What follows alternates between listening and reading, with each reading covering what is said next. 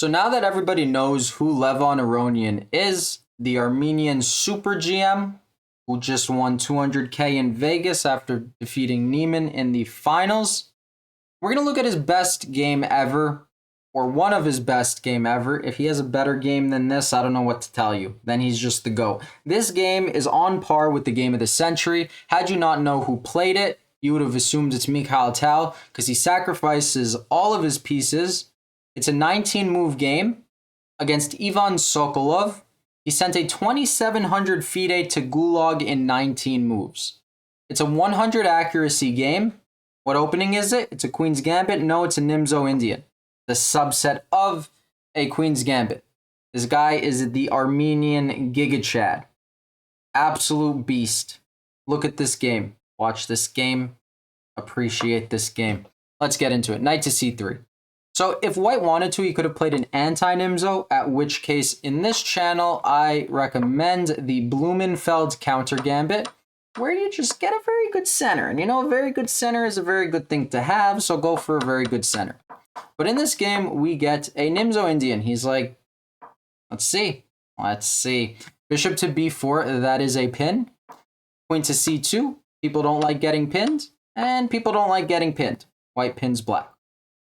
The exchange helped white because of the c-file, but it helped black because of the open diagonal, right? Vertical, diagonal, horizontal, chess, square, squares, little squares on big square.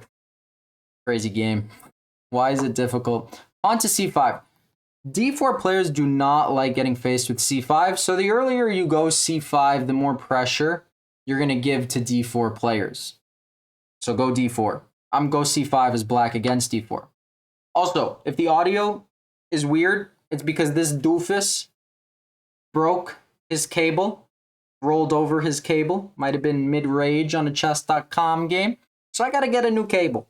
And it's a rare cable, and I just found that out. So we're gonna find a new cable. And then the audio will be better. Hopefully this suffices. Pawn to h6, kicking the bishop back. Yes, the bishop could take the knight, but that doesn't make too much sense. Keep in mind, this will be a motif played later in the game.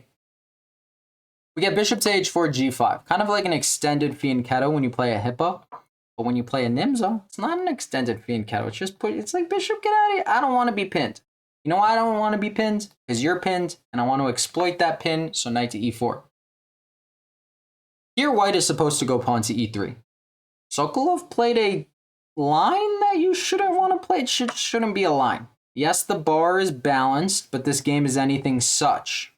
Anything but. Bishop takes knight, what do? Some people are going to say rook takes b8. Those people don't know the winning line. Queen to f6, gaining a tempo on the knight. There are 3 attackers on c3. This bishop is still under fire, so he moves the bishop back, and black takes the knight. Why is the bar equal? That's a fantastic question. White cannot take the knight because then you're just down a rook, so don't do that. With the battery over here on the rook, it's actually going to be a powerful battery in this game if it ever happens. Pawn to a3, kicking the bishop out. Do you move the bishop? No, because you're Armenian and you're just the greatest chess player from Armenia in all of world history, so you go bishop to f5, gaining a tempo on the queen. The queen goes to d2. Look at that, walking into a discovered attack. This went from a pin to a discovered attack to a discovered check to a discovered... Gross. Disgusting. Disgusting. Bishop to a5. Great move. Maintaining the pressure, getting out of the threat of that pawn from a3. Pawn to b4, a blunder. Why is this a blunder? What should white have done? Apparently e3 is equal. Equal. Stockfish. You castle queenside, and yeah, this, I would just not call this equal. This is terrifying. If you're white, you're not like, this is equal. You're just not. If you're stockfish, then you're just a bum. So, bishop to a5, pawn to b4. All right, very nice. Very nice for black. He kicks out the bishop instead, except. Does the bishop need a move? No, right? It's not like see a pawn, take a pawn, piece attacked, move a piece. Don't think like that. Don't play chess if you think like that. That's just way too two-dimensional. It's a three-dimensional game. When you study on a real board, because a real board is very different than the two-dimensional board, might I say. You might miss a piece hanging on a diagonal, and you don't want to do that if you're in a chess tournament, because that's tragic. Not that it's ever happened to someone like me, right? Just a good chess tip. Queen to c1, all right, defending the rook, getting out of the fork, and Levon plays the only winning move, rook to c8. Did you find it? If you did, you're just a great chess player. What's the point? Well, the point is if the pawn takes the bishop, the rook takes the pawn, and anywhere the queen moves, you just get mated. You just get mated. You might be like, well, Sokolov's just going to take the rook, and that's a lot of material for the queen. You know, that's a fair statement, except it's checkmate. So, not a fair statement. So don't take the bishop as white. Go rook to a2. Now find the move for black. This one, pause the video, find it. Rook takes c5. You might be like, I don't get it. That hangs a rook. Well, it doesn't because it's pinned. And, you know, if queen takes, that's just gross. It's just disgusting. Rook to a2.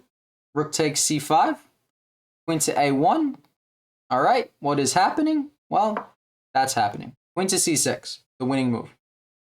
Giving up a rook would check. This guy, what? 2006?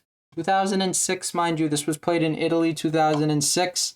I don't even know how strong engines were back then, because I didn't even play chess back then, but they couldn't have been that strong. I think he was stronger than them, you know. King to d7, white resigned. Why did white resign? Well, there's mate in 5, if you could see the bar. But let's say something like this would happen, and that's checkmate, and this was disgusting. And Levon, you're a great chess player, and you still got it at 42. You got my respect. And you're a nice guy. You seem like you seem genuine. You actually do seem genuine. So, thank you as always for watching. Hope you enjoyed this game. Have you seen it before? I haven't, except for today, when I searched for cool Levon games. I saw this gem. Thank you as always for watching. The audio, we'll get a cable for the mic soon. Don't you worry. Stick around. I'll see you next time. Peace.